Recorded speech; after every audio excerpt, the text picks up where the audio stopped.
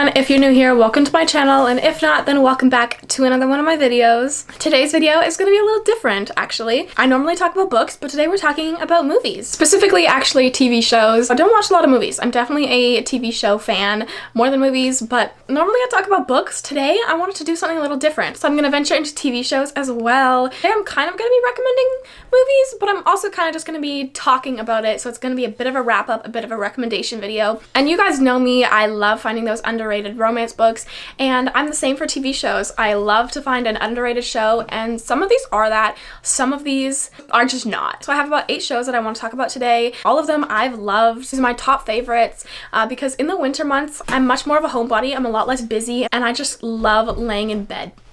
To be honest. So winter is definitely when I watch all my movies, and now that we're kind of coming out of winter a little bit, I thought I should talk about some of my favorites. Most of these I've watched recently, and by recently I'll say like in the past year, so they weren't all this winter. I'm not that quick, but a lot of them are. So yeah, I'm really excited to talk about them actually. They've been on my mind a lot recently, and I found myself like doing random YouTube intros for shows that I love in my head, so I was just like, let's just make a fucking video about it. So I would love to hear you guys' thoughts. Would you like me to do more videos like this? I know I won't be able to do as many as I do for books because I'm not a huge movie watcher, like I said, and it takes me a while to get through series because I love to savor them. Except for one on this list that I binge watched with a friend. We watched about 12 hours worth of movies in 24 hours. Before we get into the video, I want to talk a little bit about my taste in shows. So I am a romance fan, obviously. I live for romance, so these are definitely going to have some romance in them.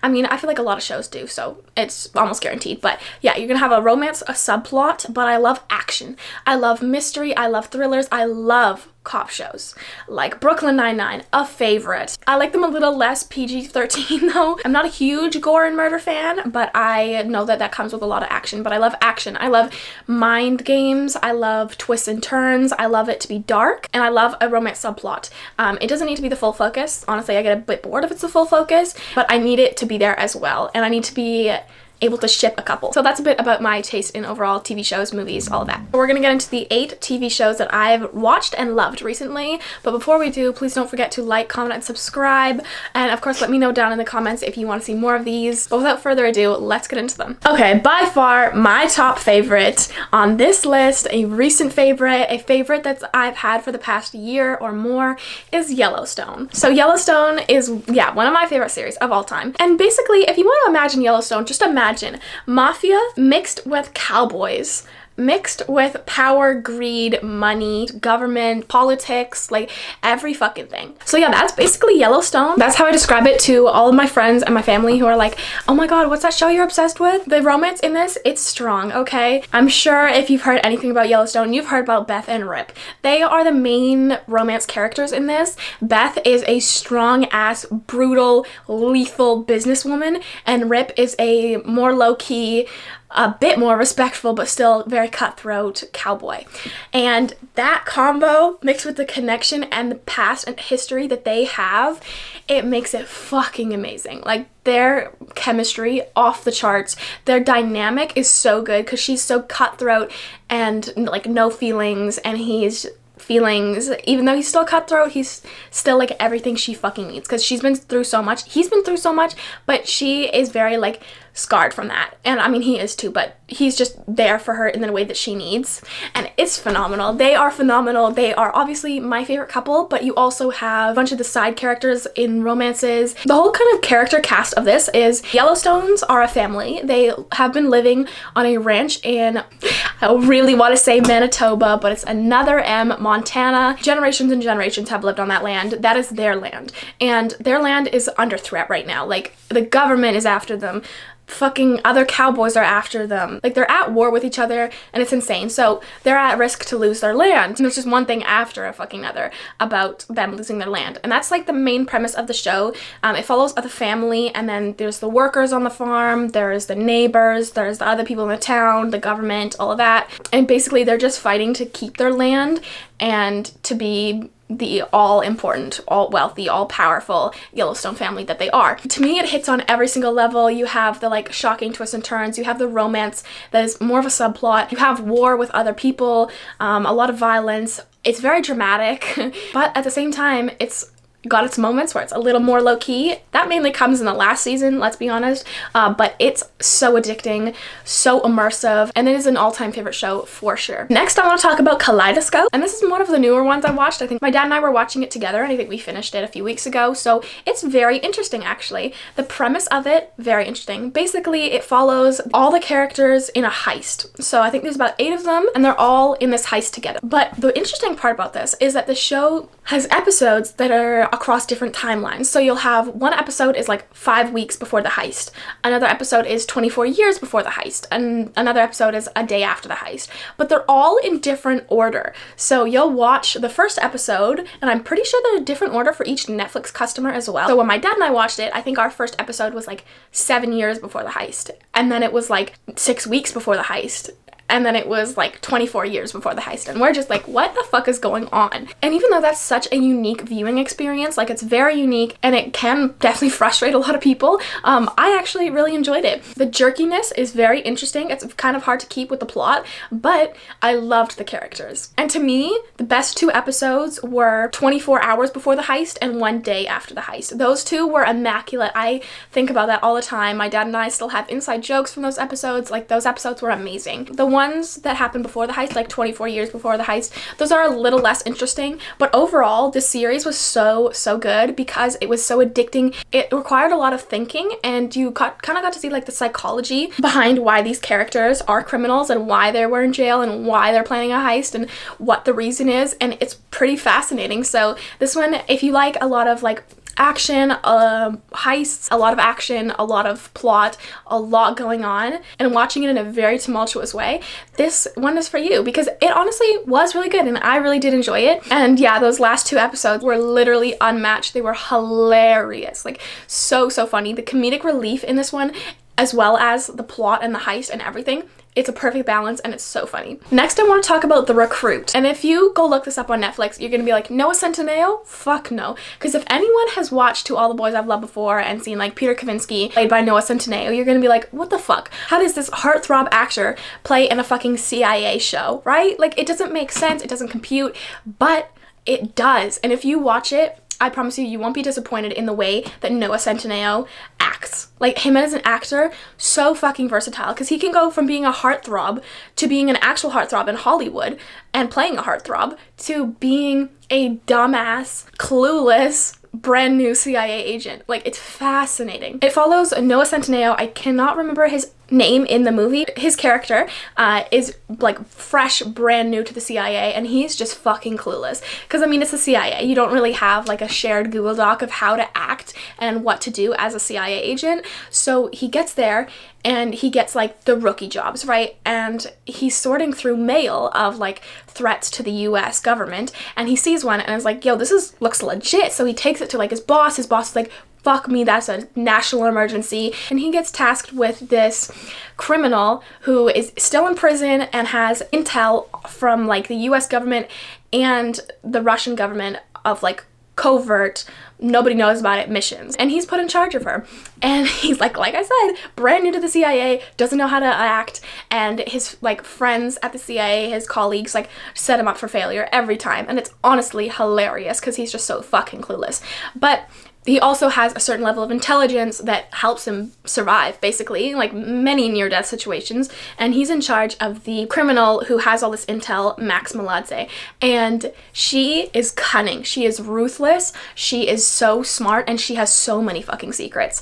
And so together, they have to like venture through this path of, we don't really trust each other, but I'm in charge of you, and on Max's side, I really want to get out of prison. Like, it's crazy. They have so many missions to go on together and so much shit that happens. And throughout the whole thing, Noah Centineo's character is just learning so much and being a better CIA agent because honestly, he was fucking terrible.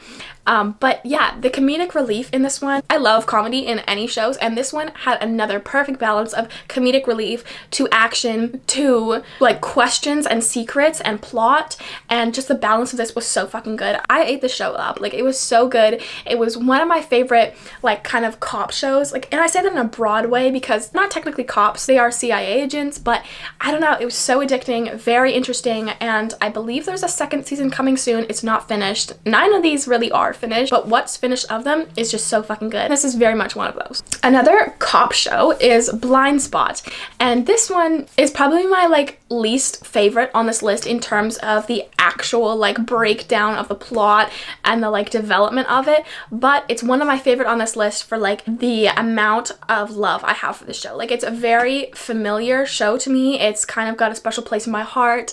It's, I think, like fucking 6 seasons or something, but it's just got a very dear place in my heart. We'll say it that way. I really love the show. It's on my mind a lot. And even though it's not done extremely well, I really enjoyed it. So follows Jane Doe, who shows up in the middle of Times Square, New York, in a body bag with no memory and is covered head to toe in tattoos. Turns out there's these terrorists that are trying to undermine the US government, trying to overthrow the government, everything like that, and she has something to do with that. And so when she shows up, this FBI agent is immediately called to the scene because for some fucking reason his name is tatted on her back, and everyone is so fucking confused.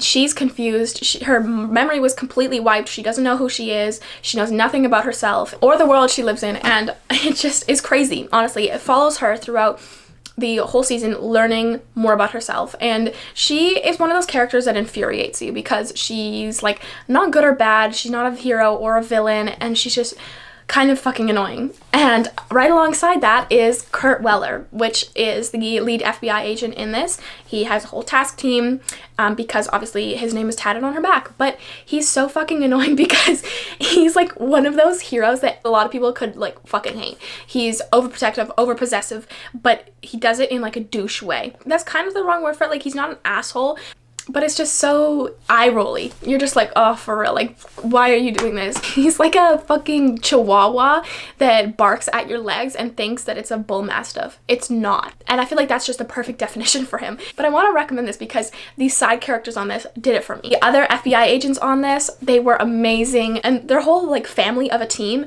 is amazing. It's literally fucking amazing. They go on so many missions. They have so many things to decode. There's so many life and death situations. There's so much shit that goes on with the terrorist group, with like everything past that, and it's kind of long. I do feel like they drag this out a little bit. There's some parts that I fucking hated, some parts that I fucking loved, and it's just one of those shows that is so conflicting, but it was really, really good, and it holds a special place in my heart. And the romances in this one too were amazing. Some of them very unsatisfying, but I am a shipper of like all of them in here because they were so good. And yeah, that's Blindspot. Next is Blood and Water, and this is one of those that's more high schooly. I have a few on here that are more geared towards like, yeah, high school, college level, but I still really enjoyed these series, and I think anyone could really watch them. Like, I know people who are in their like late 30s that are fucking watching Outer Banks, so you know, it's for everyone. So Blood and Water follows the main character who lives in Cape Town, South Africa, I believe, and she has a twin sister who is presumed dead because she was kidnapped as a baby. And that's kind of followed her like her entire life. Like, her family hasn't gotten over that, and she stumbles upon someone like at a party that she's like, oh my god, you could be my sister. Like, it was her twin sister, so like their birthdays were similar, and she's like, your birthday is literally just a few days after mine, like what is going on? And so she kind of inserts herself into who she thinks is her sister's life. Like, she goes to her school, she gets close to her, she becomes friends with her, she's trying to like sort this thing out the entire time, and it's kind of fucking crazy. So it's one of those shows that like a little unrealistic because they're high school students and they're going on these like fucking FBI and police officer like escapades. They're doing all this clue solving and all of that. And while this definitely is not the best show on here, not my favorite show on here, I found it pretty enjoyable. I got through it pretty quickly. I think there's 3 seasons and they're not too long, and they are enough to keep you entertained, and overall a lot of stuff does happen. There's romance, there's mystery, a lot of secrets. There's violence, which always keeps me intrigued, and I hate to say that, but like it does. And it was pretty fun to watch. So not my favorite on this list, but Blood and Water was pretty good. Okay, another one that's kind of similar but a lot more dark is Deadly Case, and I just finished this one recently. I devoured it. It's only 1 season, I think, but I fucking devoured it. Like, I think there's 7-10 episodes, and I finished it in a matter of days. So this follows an academy that takes important people's children and turns them into ruthless killers. So there's mafia heirs, there's like the son of the president, there's teenagers like that, and basically they go to this academy where they train to become killers. So instead of having like mathematics and science class, you have weaponry, martial martial arts, like studying poisons, like shit like that. You know, they train you to be a mercenary, to be a killer, and it's quite interesting. It is very cutthroat at this academy. Like, everybody hates everybody. You have little crews of each kind of like faction, but everybody fucking hates everybody. Everyone's out to kill each other, but the only rules of this academy are you can't kill each other. And like no drugs, no alcohol, no sex, but everyone kind of gets around that. But yeah, basically it follows the main character Marcus, who is a homeless kid who supposedly murdered a group home full of boys. And they kind of recruit him off the street and they're like, we want you to come here.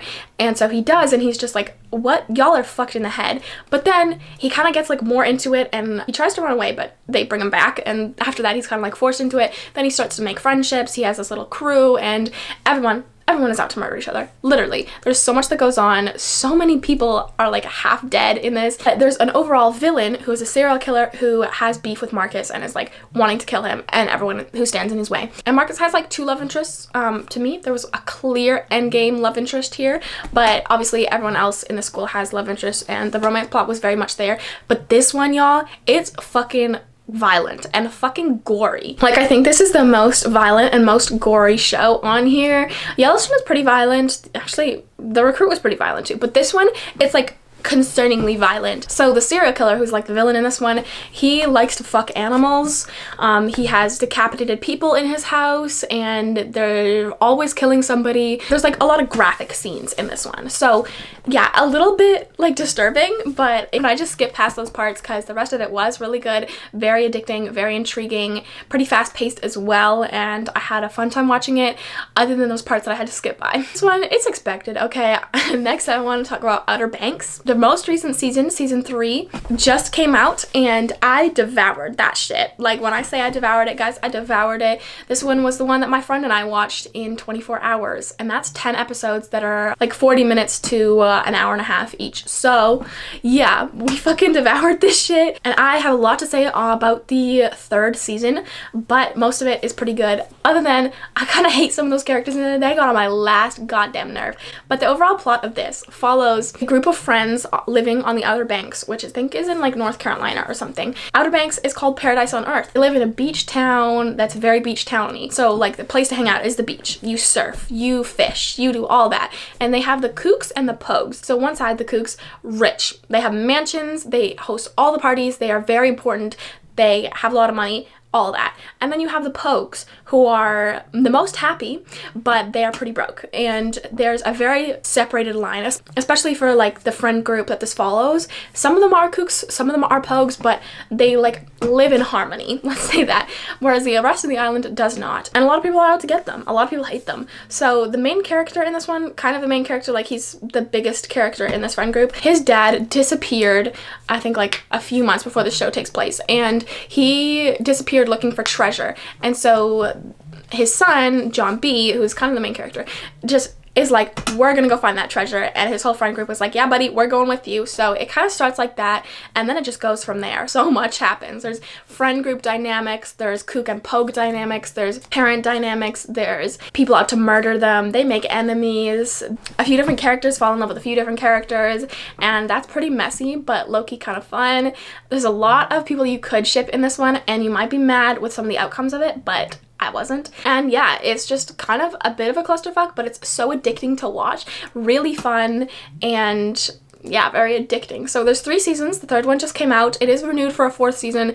Don't know when that's gonna be, probably like years from now, next year. But yeah, it's really fun to watch and I really enjoy it. And the couples in here, I love them so much, and there's some characters that are just like so fucking hot, you'll melt while watching them. Lastly, this kind of isn't really following the other shows that I recommended here, but I want to give like a special shout out, I guess, to Drive to Survive, which is kind of like a docu-series. It follows the Formula 1 racing circuit, and it kind of follows like all of their events, all of their Grand Prix, all of the season, and like the ups and downs of the season. And it's so fascinating. I went through like a phase a while ago where I was obsessed with motorsport racing, and this is kind of just like an extension of that. It's very interesting to watch. It's not made in like intense documentary style. You don't feel like you're watching it for a school paper. It's very intriguing, very interesting, high like action action. I mean, they're racing cars at like 300 kilometers an hour and it's fucking fast. But it's very interesting to watch, and the dynamics are like very political, and I'm actually really enjoying it. So this is the one I'm currently watching. I'm finishing the first season, but it's still really good, and I mean, it's not really a like series that's gonna change too much. It is Formula 1 racing, so yeah, I find it really fun, and it's definitely not like the other ones in this video, but I very much recommend it, and it's very addicting to watch. Okay everyone, that is the end of today's video. I know this is really different from what I normally do, but I wanted to do something different. I really wanted to talk about these, and it feels great now that I've talked about them, because like I can finally let my mind like sleep and have peace, because I've been thinking about all these shows and like I really need to talk about them. So I really enjoyed filming this video. I hope you guys found a next show to at least check out. Also, I want to say a few of these are not on Netflix. If you are like an Amazon Prime Video user, some of them might be available to you, but the majority are available on Netflix, and then others are specific platforms, but most of them you can find through Amazon Prime Video or Netflix. Those are the two I have, so where I find most of all my shows. But yeah, I hope you guys found some next shows to check out. Thank you guys so much again for watching, for your support, for everything. As always, my links are down in the description. You can find my Instagram, my Goodreads, and my email. Thank you guys so much for watching again, and I'll see you in my next video very soon.